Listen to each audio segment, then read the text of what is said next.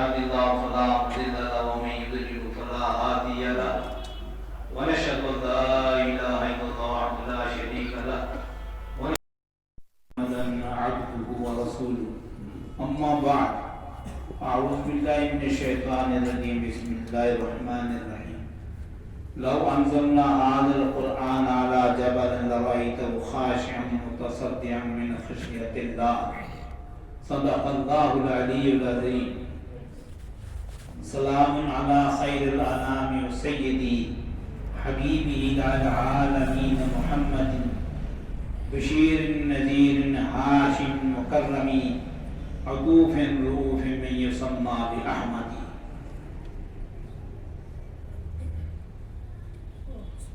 متاع کارواں جاتا رہا، کارواں کے دل سے احساس زیاں جاتا رہا. محترم حضرات، سب سے پہلے میں یاد کر دینا چاہتا ہوں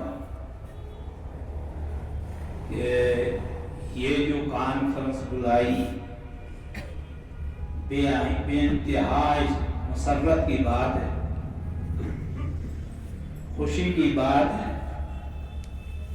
ڈاکٹر معین الظفر صاحب نے ارشاد فرمایا کہ میں حاضر ہو گیا. خوشی کی بات اس لیے ہے کہ اتحاد، اتفاق، محبت، دلوں کو جوڑنا مسلمانوں کے لیے بے انتہا ضروری ہے. فروعی مسائل کو یک طرف رکھ کر وقت کا یہ تقاضا ہے. ہم سب اصول میں متفق ہیں، اس میں کوئی شک و شبہ نہیں. یہ جوڑنے کا جو سلسلہ ہے اور اس میں موضوع بھی ایسا رکھ دیا جس سے کوئی منکر نہیں ہو سکتا. مسلمان وہ قرآن کریم عظیم الشان کتاب جس کو کون بیان کر سکتا ہے، اس کے معارف، اس کے معنی، اس کے مطالب. اور ہم ایسی جگہ جمع ہوئے ہیں جہاں کسی دور میں مبارکی صاحب یہاں خطاب فرمایا کرتے تھے اور بلا مسلک لوگ یہاں جمع ہوتے تھے، اور آج بھی بزرگوں سے ان کی باتیں سنی جاتی ہیں. یہاں خلیفہ پورہ میں بزرگ تھے، حنفی مسلک سے تعلق رکھتے تھے، لیکن مبارکی صاحب کی افعال جو ہے ان کو زبان پر ہوتا سناتے رہتے. ایسے مخلص لوگ، دل درد رکھنے والے حضرات کی بہت ضرورت ہے. کسی بھی مکتبہ فکر میں اور اختراق اور انتشار کے بغیر کام کرنے کی اشد ضرورت ہے. مسلمان کو ملانا عظیم الشان اجر ہے، اس میں کوئی شک و شبہ نہیں. قرآن ہمارے پاس اس امت کو دو قرآن ملے، ایک عملی قرآن، ایک علمی قرآن. عملی قرآن جناب محمد رسول اللہ صلی اللہ علیہ وسلم، اور وہ بظاہر پردہ فرما گئے. علمی قرآن موجود ہے. اللہ کے نبی صلی اللہ علیہ وسلم سے کس کو محبت نہیں؟ ایمان والے کو. اور یہ ایمان کی علامت ہے جناب محمد رسول اللہ صلی اللہ علیہ وسلم محبت. ہر مسلمان تڑپتا ہے اگر خواب میں بھی اللہ کے نبی صلی اللہ علیہ وسلم ہمیں جو ہے زیارت ہو جاتی تو کتنی بڑی سعادت تھی، تڑپتا ہے نا۔ تو قرآن کریم علم وہ موجود ہے بالفعل۔ اگر قرآن کریم کو نہ ہوتا، مثلا اس کے فضائل ہوتے، ہم سب کہتے ہیں اگر قرآن ہوتا ہم دیدار کرتے اور اس سے چاہا، کتنا شوق ہوتا دعائیں مانگتے، افسوس قرآن کا دیدار ہو جاتا۔ اللہ نے ہمارے پاس عظیم الشان کتاب دی تھی، اور کیسی کتاب دی تھی اس کی تو بہت سے شؤون ہیں، قرآن کے بہت سے مقامات، اس کے کس پہلو پر بات کرے آدمی، وہ تو انسان کے بس میں نہیں ہے، کیونکہ یہ معجزہ ہے، اور معجزہ کو کون بیان کر سکتا ہے؟ خدا کی صفت ہے کلام اللہ، خداوند قدوس کی صفت ہے کلیم۔ تو قرآن کریم جو ہے اللہ کی صفت ہے، اور خدا کی صفت لا محدود ہوتی ہے، اس کی کوئی حد نہیں، بیان کرتے کرتے تھک جاؤ۔ قرآن کریم جو ہے اس کے الفاظ بھی منظم من اللہ ہیں، اور اس کے معانی اور معارف بھی اللہ کی طرف سے ہے، کسی کا کسی انسان کو کوئی دخل نہیں ہے۔ یہاں تک کہ جناب محمد رسول اللہ صلی اللہ علیہ وسلم افصح العرب، فصیح اور بلیغ، ان کے مقابلے میں کائنات میں کوئی انسان ایسا پیدا نہیں ہو سکتا۔ آپ جامع الکلم ہیں، آپ کی ایک بات کے مقابلے پوری دنیا کی بات سمیٹ لو، اور جناب محمد رسول اللہ صلی اللہ علیہ وسلم کی ایک بات کے مقابلے میں نہیں ہو سکتی۔ حدیث میں آتا ہے، مشکاہ شریف کے اندر ہے، زماد نامی ایک شخص تھا، اور وہ مکہ میں آیا، وہ جنات وغیرہ اور سحر اس قسم کی چیزیں کرتا تھا۔ لوگوں نے کہا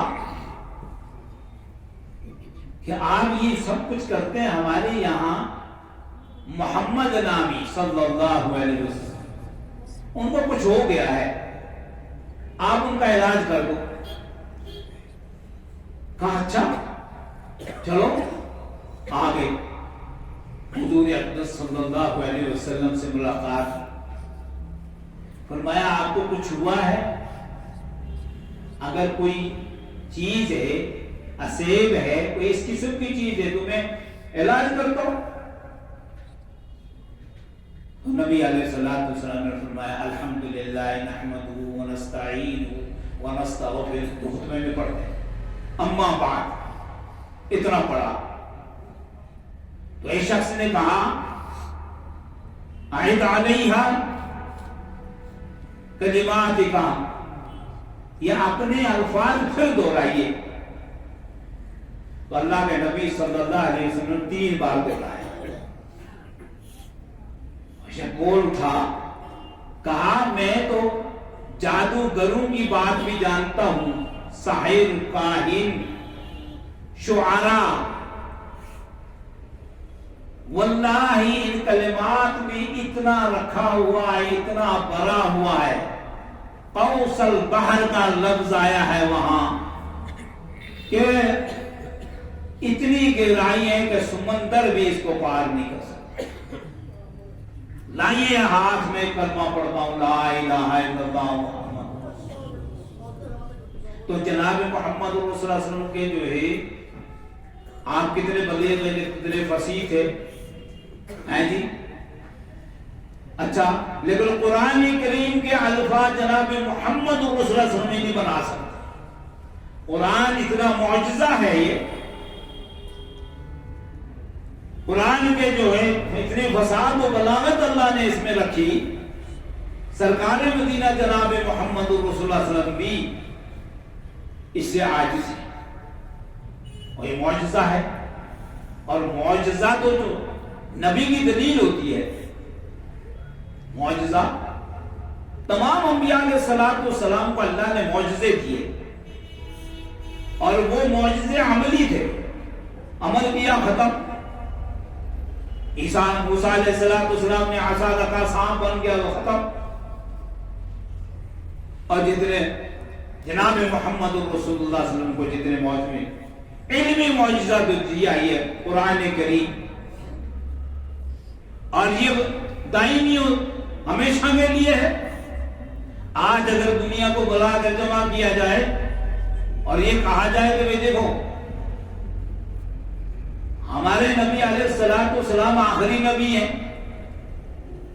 عیسائیوں کو، یہودیوں کو، دوسروں کو ہم چیلنج دے سکتے ہیں، اچھا جی تمہارا اگر دین ہے تو تمہارا نبی بھی ہونا چاہیے، اس پر عمل. تو اس کی دلیل ان کے پاس کوئی دلیل نہیں ہے، لمبی بات ہے، میں مختصر عرض کروں. ہمارے پاس دلیل ہے، اور دلیل کیا ہے؟ وہ قرآن معجزہ ہے. اور اس کے مقابلے میں بنا کے لاؤ، ایک سورت لے آؤ، ایک جملہ لے آؤ، دنیا نہیں پیش کر سکے گی جس کا معجزہ زندہ ہو. اور وہ نبی علیہ السلام آخری نبی. ہمارے پاس دلیل قرآن کریم وہ کتاب، اس کو کیا بیان کر سکتے ہیں؟ اس کے کس پہلو کو بیان کر سکتے ہیں؟ قرآن کریم ایسی حالت میں اترا کہ جب اس وقت انبیاء علیہ السلام کو جتنے بھی معجزے دیے ہیں وہ اس وقت جیسے موسیٰ علیہ السلام کو دیا آسان جادو کا جو ہے دور تھا. بچے بھی جادو کرتے تھے، عورتیں بھی، مرد بھی. وہی اللہ تعالیٰ نے اس کو رد کے لیے جو ہے معجزہ دیے موسیٰ علیہ السلام کو. اژدہا کا ختم ہو گئی بات. یہ جناب محمد رسول اللہ صلی اللہ علیہ وسلم کو دور مبارک میں آپ سے قبل عربی بڑے فصیح تھے، بڑے بلیغ تھے. شعر شاعری معمولی جو بچہ جو کہہ دیتا تو عورت کہہ دیتی تھی. آج بھی سبا معلقہ پڑھائی جاتی ہے دینی اداروں میں اور یونیورسٹیوں میں پڑھائی جاتی.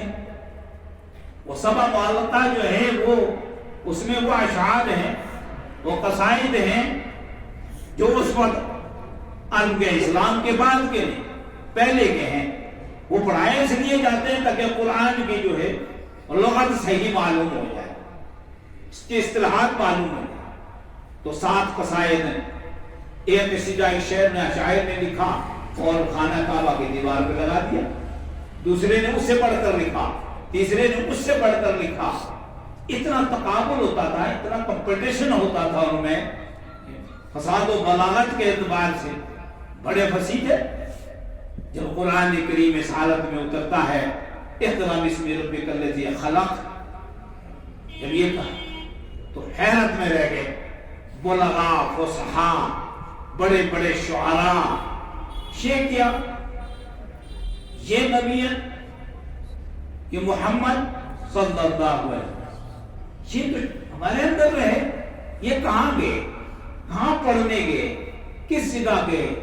کیا ہوا؟ پریشان ہو گئے. کہنے لگے بھئی یہ انسان کا کالم، ہم تو جو ہے شعر شاعری کے گرامر سے واقف، یہ تو اس پہ اترتا نہیں. تو طرح طرح کی باتیں بنانے لگے. لہذا اللہ نے کہا اگر تم شک شبے میں ہو قرآن یہ جو ہے کسی انسان کا کلام ہے تو بنا کے لے آؤ. قل لا الانس والجن ولا يأتون بمثل هذا القرآن لا يأتون بمثله ولو كان بعضهم لبعض ظهيرا. تمام انسان اور جن اکٹھے ہو جاؤ اور قرآن کو لے آؤ، نہیں لا سکے. اچھا پورا قرآن نہیں بنتا تمہارے سے تو کم از کم 10 سورتیں تو لے آؤ. نہیں لائے.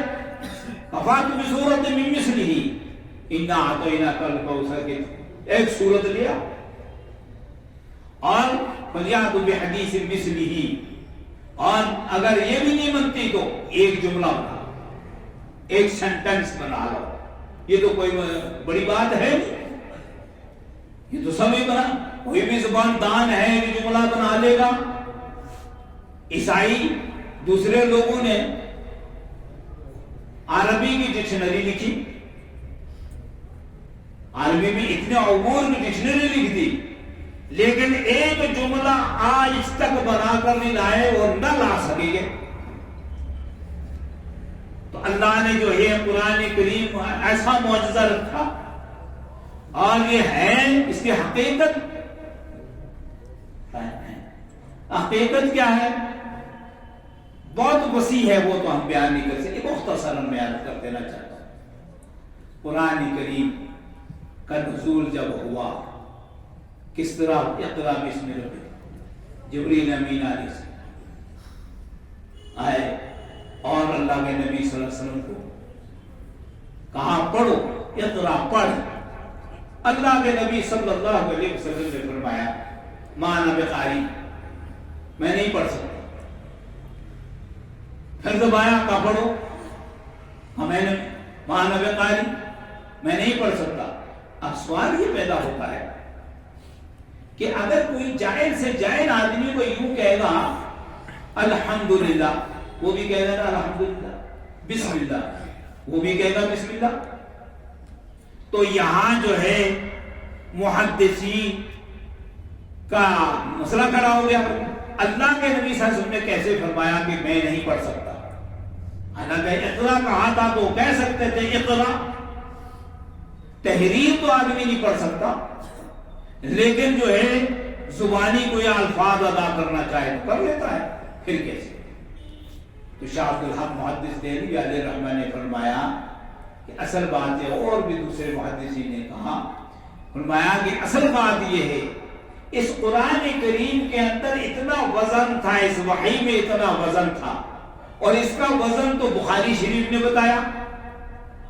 حضرت عائشہ صدیقہ رضی اللہ تعالیٰ عنہ فرماتی ہیں جب وحی اترتی تھی حضور اقدس صلی اللہ علیہ وسلم کی ذات اتنا جو ہے دباؤ پڑتا تھا کہ آپ کا چہرہ انور جو ہے شرابور رہ جاتا تھا پسینے سے، برداشت سے باہر ہو جاتا۔ اونٹنی پر جب وحی اترتی تو بیٹھ جاتی۔ حضرت زید فرماتے ہیں کہ میرے دانوں پہ آپ کا سر مبارک کا جب وحی آئی تو جیسے پھٹنے لگی، اور جناب محمد صلی اللہ علیہ وسلم کو اللہ نے کتنی طاقت دی۔